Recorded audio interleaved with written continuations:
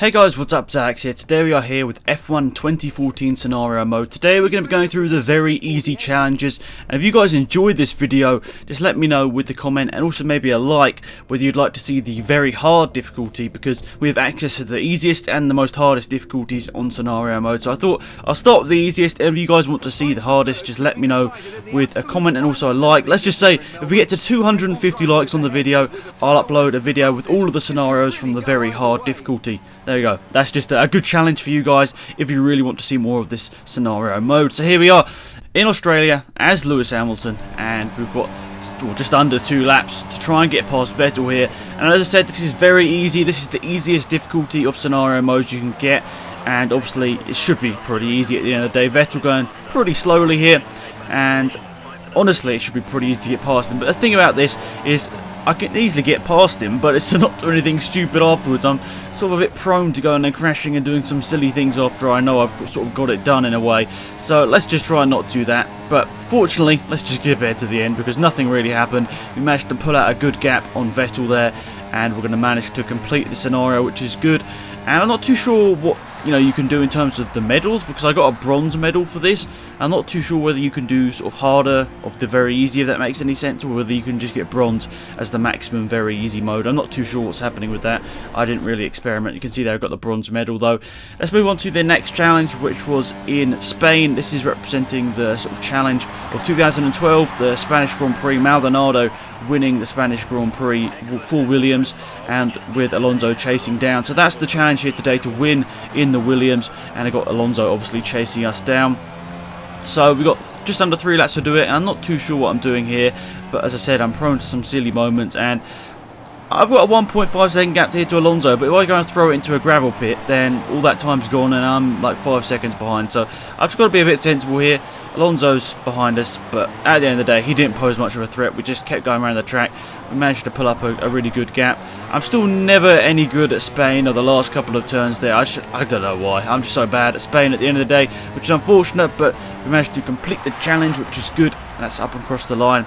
And to complete that challenge, I could show you the whole race, a whole of each and every challenge, guys, but in all honesty, it's just a little bit boring, because they're all just sort of me driving around by myself. At least in these first 2, they're a little bit boring, because you don't really overtake many people. But anyway, let's move on to this next challenge, which is in Canada. I think it's trying to sort of show the 2014 Canadian Grand Prix where Hamilton retires, because basically Hamilton's got an engine problem and I think he's going to peel off to the left hand side any minute now, and also Raikkonen's got an engine issue, which I don't know whether anything to do with the actual race in real life. He's either got an engine issue or fuel problem, I can't remember now.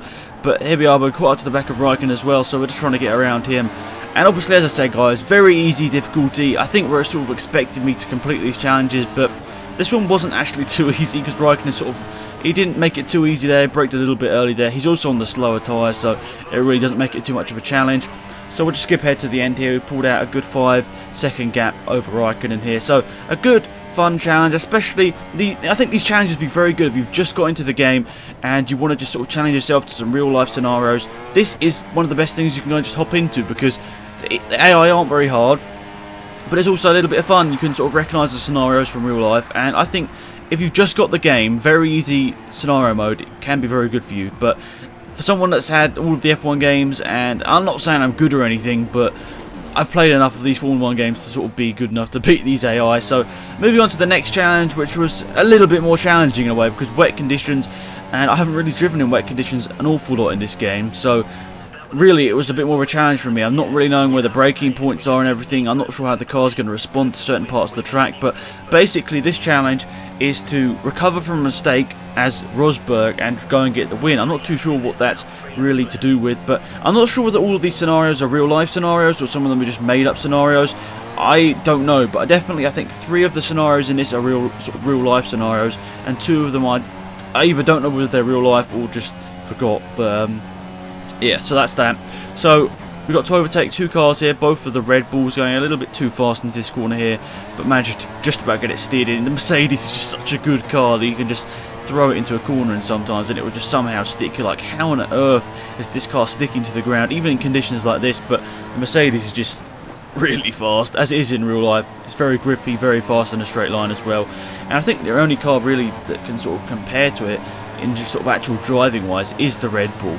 but in a straight line the Red Bull as well is just really slow in a straight line, and that's the most noticeable difference, I should say.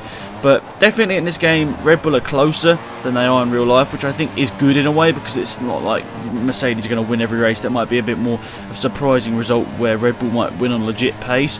And I think that's good. In all honesty, I think it's good that they've sort of closed up the gap between Mercedes and Red Bull in the game in comparison to real life. I honestly think that's good. You guys might not, but I think it's good. It definitely means that, you know, other people can win the races, not just Mercedes, sorry. So I don't know, maybe Red Bull can actually win some legit races in career mode. But catching out to the back of Vettel here, we just need to get past him, and we're just tucked into a slipstream here. We're going to dive out of it on the left hand side and hopefully get him. Unless he squeezes us onto the grass there. That was quite close, but luckily he didn't, which is good. Braking again a little bit too late, but somehow just managing to steer into the turn, which is good. And overall good stuff. We didn't really pull away as much as I'd liked because of the wet conditions, and I wasn't really pushing it to the limit. But overall, very fun race there, guys. Obviously these were very easy, as I've said many a time, but not too bad whatsoever. It's nice to actually race in the wet conditions in the Mercedes just to see everything works. Past that one once again, and this is the final test in the McLaren as Jenson Button. Your teammate has been a bit rough with you. He's overtaken you as Perez did in 2013. I think this is the one that's sort of representing that. So basically Perez is in front and we've got to try and overtake him in Button's car. So we've got to overtake some lapped cars here. We're going to go around the outside, around the inside of Bianchi there, which is good.